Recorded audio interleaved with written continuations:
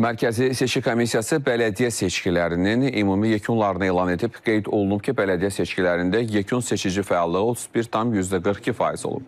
MSK-nın müvafiq qərarları ilə ümumilikdə 6 seçki məntəqəsi üzrə səsvermənin nəticələri və bir bələdiyyəyə seçkilər etibarsız hesab edilib.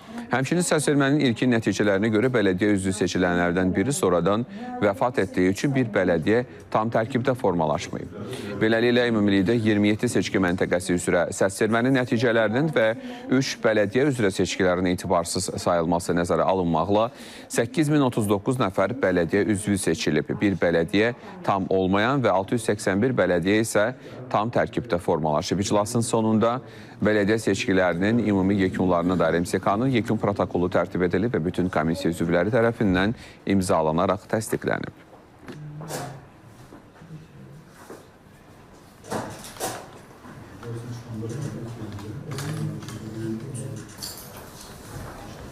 ...685 bələdiyyə seçkilər keçirilirdi və 8071 bələdiyyə üzvü seçilməli idi.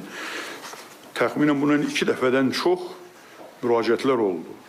Və bu müraciətlər də dediyim kimi, həm öz təşəbbüsündən irəli sürən namizədlər idi, həm də Azərbaycanda fəaliyyət göstərən 26 siyasi partiyanın 24-ünün namizədi idi. O 24 partiyadan da 23-ü birbaşa Mərkəzi Seçki Komissiyasında özlərinin səlahiyyət nümayəndələrini təsdiq etdirərək rəsmi şəkildə partiya kimi iştirak edirdilər.